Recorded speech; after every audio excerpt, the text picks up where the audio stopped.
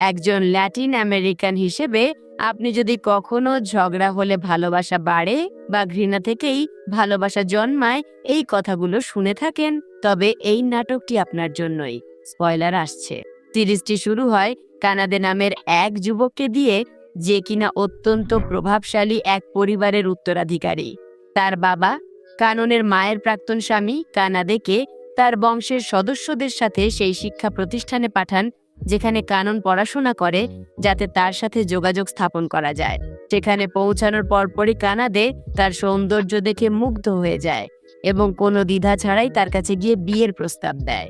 কিন্তু মেয়েটি খারাপভাবে প্রতিক্রিয়া জানায় এবং তাকে প্রত্যাখ্যান করার পর তার সহপাঠীদের সামনেই তাকে চড় মারে। やめてもらえますか。 এরপর থেকে যখনই তাদের দেখা হয় তারা ঝগড়া শুরু করে। তাই কানাদে তার বাবাকে সব ঘটনা জানায় এবং তার বাবা তাকে কাননের বাড়িতে গিয়ে দেখা করতে বলেন।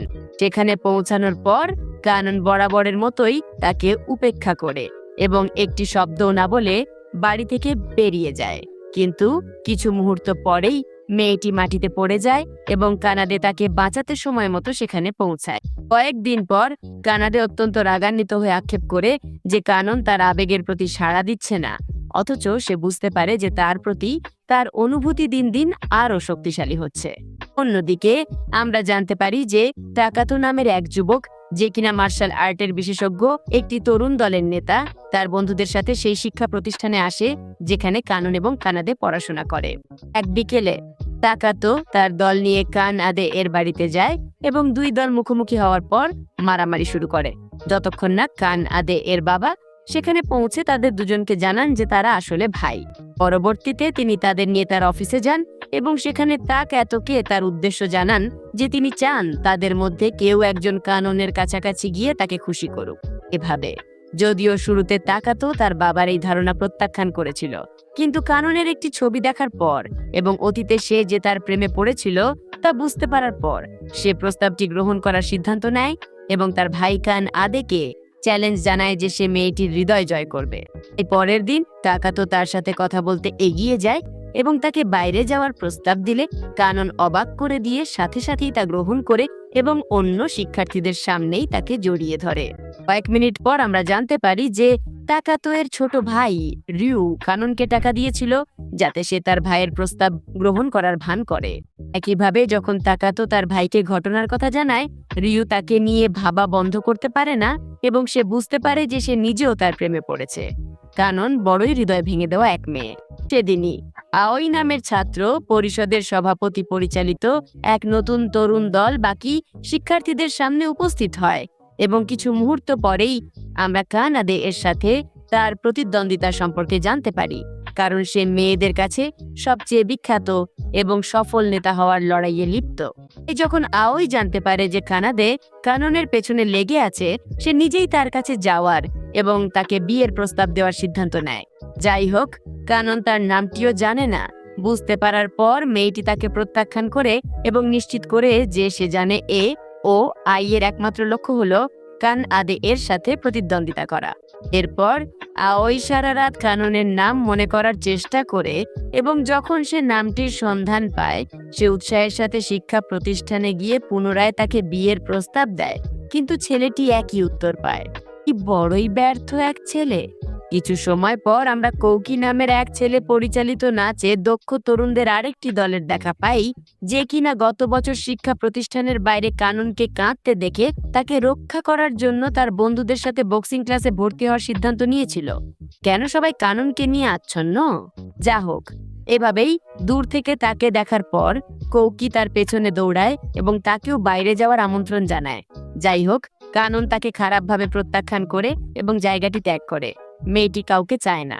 ঠিক সেই মুহূর্তে তরুণদের পঞ্চম একটি দল উপস্থিত হয়, যার নেতৃত্বে ছিল শিক্ষা প্রতিষ্ঠানের একজন শিক্ষক। সে বাকি নেতাদের কাননের কাছাকাছি আসার চেষ্টা করতে দেখে শিক্ষার্থীদের ব্যক্তিগত ফাইলে গিয়ে তার তথ্য পড়ে এবং নিজেও তার প্রেমে পড়ে যায়, কারণ সে বুঝতে পারে যে মেয়েটি এতিম এবং তার কাছে কোনো টাকা নেই।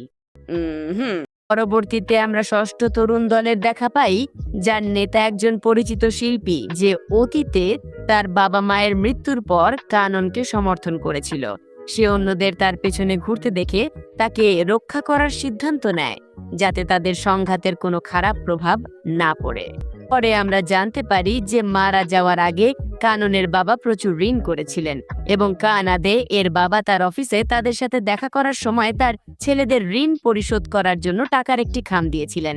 এরপর কানন যা ঘটেছে তাতে দৃশ্যত রাগান্বিত হতে শুরু করে এবং সে তার সম্ভাব্য প্রামীদের আগ্রহ একপাশে রেখে কানাদের বাবার টাকা ফেরত দেওয়ার জন্য কঠোর পরিশ্রম করার সিদ্ধান্ত নেয়। এই কথা জানার পর শিক্ষা প্রতিষ্ঠানের পরিচালক, যিনি আগে থেকেই দলগুলোর নেতাদের মধ্যে থেকে শিক্ষা প্রতিষ্ঠানের নতুন রাজকুমার মনোনীত করার জন্য একটি প্রতিযোগিতার আয়োজন করেছিলেন, তিনি কাননকে তার অফিসে ডেকে পাঠান এবং তাকে বোঝান যে সে যেন টাকার বিনিময়ে তাদের প্রতি আগ্রহ দেখানোর ভান করে, যাতে তারা উৎসাহিত হয় এবং তাদের প্রতিদ্বন্দ্বিতা প্রচার পায়।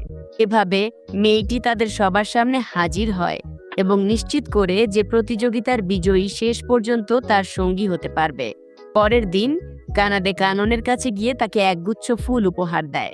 যাই হোক, মেয়েটি তাকে ধন্যবাদও জানায় না এবং পরবর্তীতে তার ভাই তাকাতো এর দেওয়া একটি গরুর মূর্তির প্রতি বেশি আগ্রহ দেখায়। অত্যন্ত রাগান্বিত হয়ে কানাদে প্রতিযোগিতায় জেতার সংকল্প করে, যাতে সে তার সাথে থাকতে পারে। এই প্রেক্ষাপটে প্রতিটি দলের নেতারা প্রতিযোগিতার জন্য তাদের সঙ্গীদের সাথে অনুশীলন শুরু করে। যখন উদযাপনের দিন আসে, শিক্ষার্থীরা প্রতিযোগিতার প্রথম পর্বের অংশ হিসাবে তাদের বিজয়ীকে ভোট দিতে শুরু করে, আর পরিচালক তার অফিস থেকে গর্বের সাথে ইভেন্টের সম্প্রচার দেখেন। ভোটের পর কানাদে সবচেয়ে বেশি ফলাফল পায়। যাই হোক, দ্বিতীয় পর্বে, যেখানে হাসির দমক ধরে রাখার চ্যালেঞ্জ ছিল, আওই তাকে পরাজিত করে এবং সেই চ্যালেঞ্জের বিজয়ী হয়। তৃতীয় পর্বের পর তাকাতো জয়লাভ করে এবং নেতারা চতুর্থ ধাপ শুরু করে, যেখানে তাদের একজন সহকারীর সহায়তায় একদল মুখোশধারী মানুষের বিরুদ্ধে মার্শাল আর্টের মাধ্যমে লড়াই করতে হয়। এই ক্ষেত্রে তাকাতো এবং কানাদে তাদের প্রতিপক্ষকে পরাজিত করতে সক্ষম হয় এবং বেশ কিছু পরিপূরক পরীক্ষার পর মাত্র 5 জন নেতা প্রতিযোগিতার দ্বিতীয় রাউন্ডের জন্য যোগ্য বলে বিবেচিত হয়। এভাবে রিউ তাদের একজনের জায়গা কেড়ে নিতে সক্ষম হয় এবং তাকাতো কানাদে ও আই এর পেছনে চতুর্থ স্থান অর্জন করে, যার ফলে কৌকি শেষ অবস্থানে চলে যায়। পরবর্তী পদক্ষেপ হিসেবে প্রতিযোগিতার দ্বিতীয় রাউন্ডে কাননের সাথে একটি ডেটে যেতে হয়, যেখানে তাদের একে একে তাদের ভালোবাসা প্রকাশ করতে হয় এবং তা মেয়েটির মাথায় থাকা একটি ক্যামেরায় রেকর্ড করা হয়। এভাবে প্রথম অংশগ্রহণকারী হলো আওই, যে তার সাথে ফুল নিয়ে কথা বলার পর রোমান্টিক প্রথাগত উপায়ে তার ভালোবাসা প্রকাশ করে, যা তার বিস্তারিত বর্ণনার জন্য বাকি শিক্ষার্থীদের হতবাক করে দেয়। তৃতীয় স্থানে কৌকি আধুনিক উপায়ে তার ভালোবাসা প্রকাশ করার সিদ্ধান্ত নেয়। যখন তার বাস্কেটবল বলটি কাননের দিকে গড়িয়ে যায়, সুযোগটি কাজে লাগিয়ে তার কাছাকাছি গিয়ে নিজের ভালোবাসা প্রকাশ করে। এরপর আর ইউ এর পালা আসে। যাই হোক, তার ভাইয়ের প্রতি শ্রদ্ধার কারণে সে নিজের ভালোবাসা প্রকাশ না করে চুপ থাকার সিদ্ধান্ত নেয়। অন্যদিকে তাকাতো তার সাথে একটি পার্কে ডেটের আয়োজন করে এবং তাদের খেলাধুলা চলাকালীন একে অপরের কাছাকাছি হওয়ার সুযোগ নিয়ে তার ভালোবাসা প্রকাশ করে। অবশেষে কানাদে তার জন্য একটি গান তৈরি করে এবং যখন মেয়েটি মিউজিক রুমে প্রবেশ করে, সে দর্শকদের আবেগের মাঝে পিয়ানো বাজানো শুরু করে। কিন্তু নিজের ভালোবাসা প্রকাশ করার পর কানাদে তার ব্যক্তিগত জায়গায় ঢুকে তাকে জড়িয়ে ধরে এবং কানন শেষ পর্যন্ত তার থেকে দূরে সরে যায়। কানাদে, তুমি তো ভালোই করছিলে।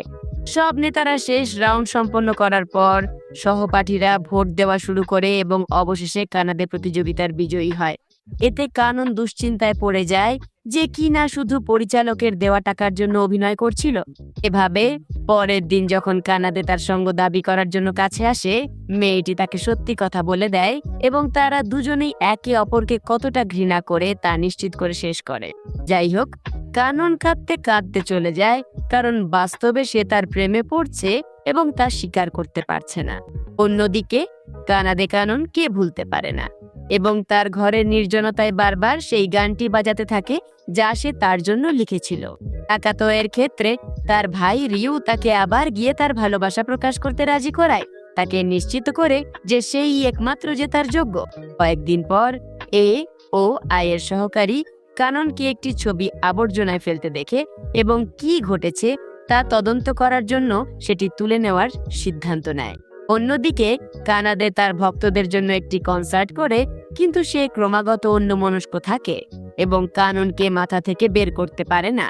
তারপর আওই কাননের হৃদয় জিততে না পেরে আক্ষেপ করতেই সহকারী তাকে একটি ছবি দেয়। কানাদের ছবি দেখে সে বুঝে তরুণীটি আসলে নায়কের প্রেমে। কিছুক্ষণ পর আওই কানাদের বাড়িতে যায়, তাকে ছবি দিয়ে জানায় যে কানন তার প্রেমে পড়েছে। শেষে নায়কই বিশ্বাস করে তাকে খুঁজতে দৌড়ায়। শেষ পর্যন্ত একটি ফ্ল্যাশব্যাকে আমরা জানতে পারি যে কানন কান আদের প্রেমে পড়েছিল যেদিন সে ওয়েট্রেস হিসেবে কাজ করার সময় অন্য এক ছাত্রী তাকে সুইমিং পুলে ফেলে দিয়েছিল, আর কানাদে হেসে ফেলার বদলে একমাত্র ব্যক্তি ছিল যে তাকে সাহায্য করতে এগিয়ে এসেছিল। সে কারণে মেয়েটি সেই একই দিনে অনুষ্ঠানে তোলা তার একটি ছবি রেখে দেওয়ার সিদ্ধান্ত নিয়েছিল, কিন্তু সে যেহেতু ধনী পরিবারের একজন ছিল, তাই তার পরিস্থিতির কথা ভেবে নিজের ভালোবাসা প্রকাশ করতে সে ভয় পাচ্ছিল। বর্তমানে ফিরে এসে তাকাতো আবার কাননের সামনে নিজের ভালোবাসা প্রকাশ করতে যায়, কিন্তু মেয়েটি তাকে জানায় যে সে কান আদে এর প্রেমে পড়েছে। আর কিছুক্ষণ পর প্রধান চরিত্র অবশেষে তার সঙ্গে দেখা করে। শুরুতে আগের মতোই তর্ক হলেও কানন শেষে নিজের ভয় জয় করে। সে বলে যে সে তাকে ভালোবাসে, আর দুজনেই আলিঙ্গন করে। এভাবেই এই নাটক শেষ। দয়া করে সাবস্ক্রাইব করুন, নোটিফিকেশন চালু করুন, আর দেখার জন্য ধন্যবাদ। পরের বার দেখা হবে।